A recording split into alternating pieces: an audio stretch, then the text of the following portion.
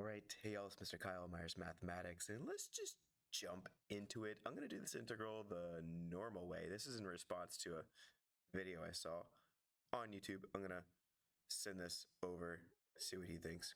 So if you're watching this, see if this is any faster. Probably not any faster than the way you did it. The way you did it was way faster, but I'm going to do it the normal way, the slow way. And for everybody else who's wanting to try to do this integral, maybe I'll put a link to that video so you can see the faster way to do it. But I'm going to do it the way that they'll probably expect you to do it, or expect to see the work for it, which is to factor at the bottom. So if you factor out the x, you'd have x cubed plus 1 dx. And then you could write it as the integral of, let me go down here because I'm probably going to write over my face. Then it would be the integral of 1 over x, and then you could factor the trinomial. The cube root of x cubed is x, the cube root of 1 is 1, and then you do x times x, the opposite of x times 1, and then 1 times 1. So all of that, dx. You can put the dx on the top, you can be the dx on the side, either way, doesn't really matter. So then what happens? Well, then I can say that I have a over x, b over x plus 1, and cx plus d over x squared minus x plus 1. So what I'm doing now is I'm doing partial fraction decomposition. And when I multiply it all out, remember I have a 1 up here, so I'm ignoring the dx and the integral right now. I'm just partial fraction decompositioning this all. So I'm going to break it up.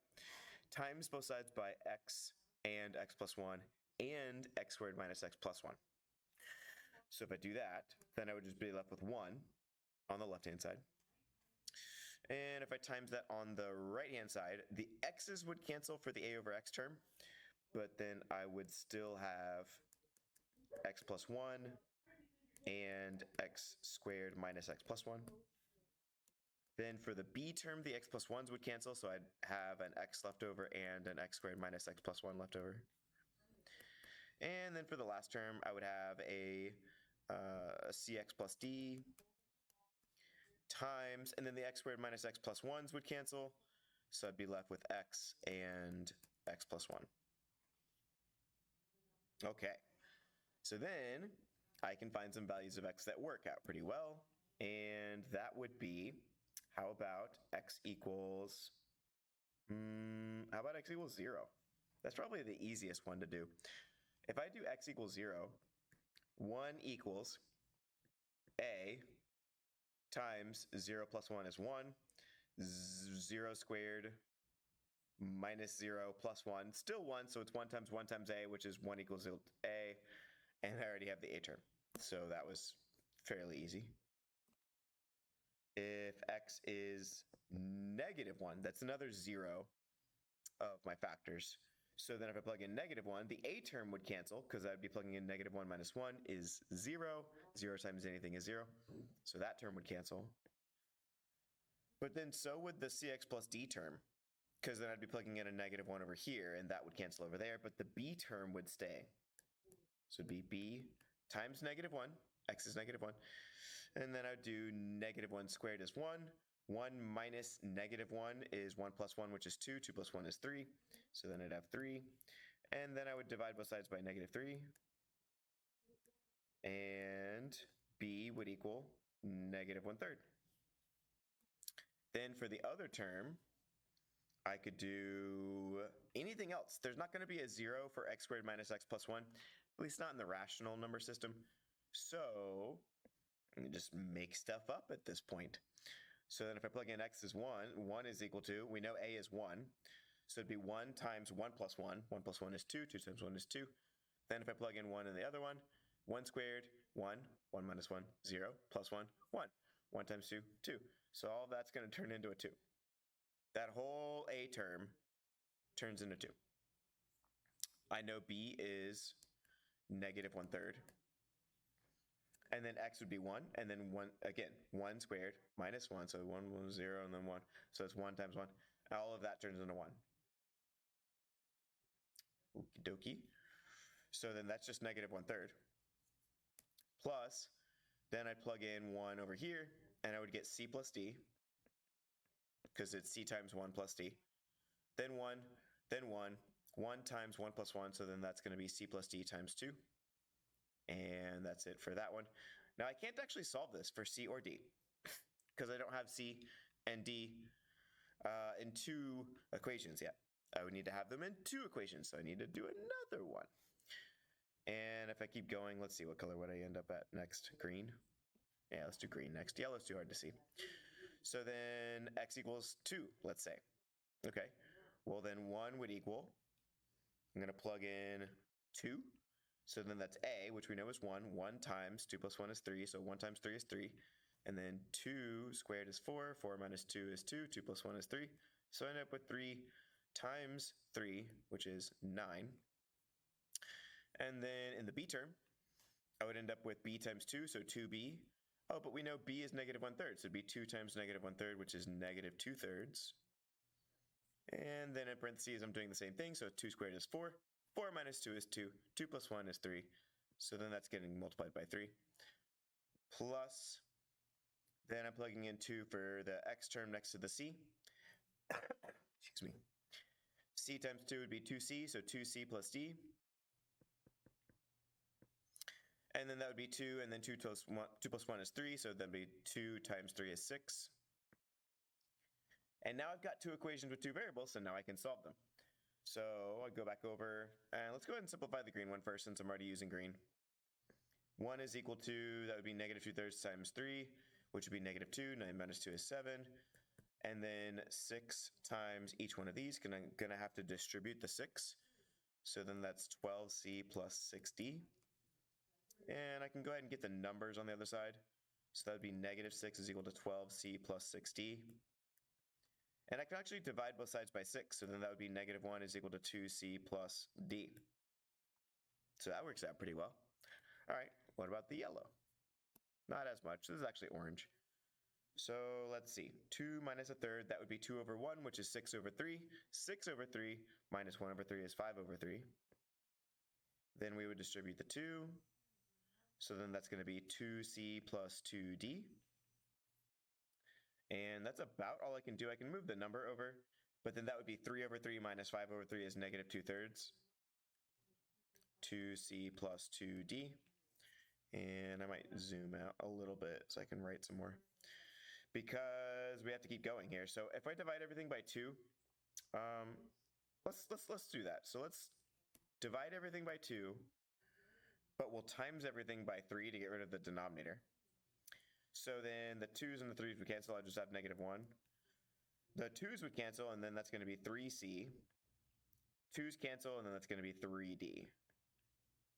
Okay. So I can solve this by elimination or substitution. I might do substitution. I would prefer elimination if I'm going to type it into a graphing calculator, but I'm going to do this whole thing by hand. So substitution might be a little cleaner. We want to subtract 2c on both sides. So 2c, negative 2c, minus 1 is equal to d. And then I can plug in that d value. So that's going to be negative 2c minus 1 is equal to d. And then that's going to get multiplied by 3. Then I can distribute the 3. I have to zoom some more. So then that's going to be negative 1. 3c minus 6c minus 3. And then negative 1 is equal to negative 3c minus 3. Then it would add 3 to both sides. So I might go over here, actually, because I'm running out of space. So I'm going to add 3 to both sides. That's going to be negative 1 plus 3, which would be 3 minus 1, which is 2, is equal to negative 3c. Divide by negative 3. And now we have our c, which actually kind of works to put it over there because now it's next to the a and the b. So then we plug that back in, negative 2/3 for our c value, times that by negative 2 minus the 1, and that's going to equal our d value. So that's going to be negative 2 times negative 2 is positive 4, so that's positive 4/3, minus 1, which is 3/3. So that's going to be 1/3. So d is 1/3. And I'll put that over here as well. D equals 1/3. That way it's all in one spot. However, what I want to do now is I want to go back to the beginning because now I can break this up. I can write this as the integral of a over x. We know a is 1, so 1 over x, plus b, we know is negative 1/3, over, and then that would be over the b, what b is over normally, which is x plus 1. And then cx plus d. So c, where's c? Orange. Negative 2/3.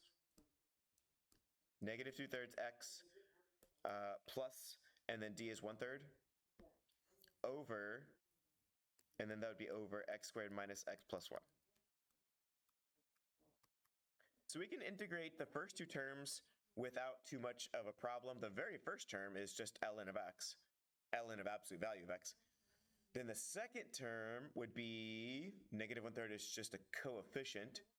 And then on the bottom, it's just x plus or minus something. So that turns into an ln as well. So the first two terms we can take the integral of without too much of an issue. The third thing is a little bit more of an issue. If we want to integrate this, first I want to take out a negative 1/3 so you can kind of see what's happening here. So I take out a negative 1/3, and then that would be 2x minus 1 over x squared minus x plus 1. So then if u is equal to the bottom, du is equal to 2x minus 1 dx, and that's the whole top part. So the whole top part would just turn into du, and then the bottom is just u.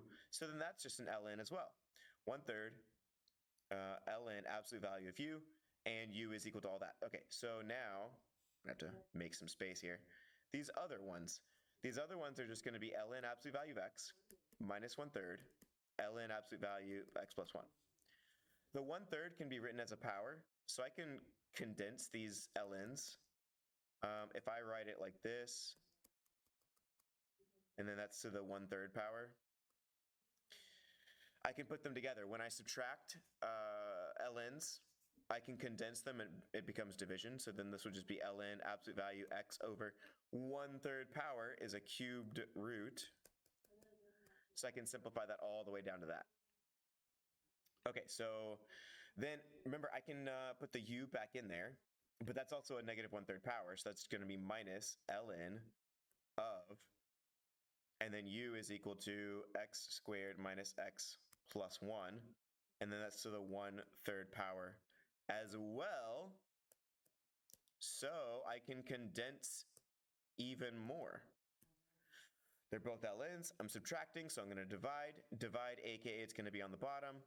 So then that's going to be ln of the absolute value of x over the cubed root of x plus 1 times the cubed root of x squared minus x plus 1, which then those can come together. And actually, when they go together, they turn into x cubed plus 1 again. So the final answer is going to be the ln's. Can I move this a little bit? Let's move this. Let's make this zoom out a little bit here so you can get it all in there. Okay, it wants to go over here. JKLOL. We're going to go like this. It wants to lock it into the bottom. Whatever, it's fine. X over the cubed root of x cubed plus 1 plus c. So that is the normal way, and he did mention that in the video, but he did it a much, much faster way.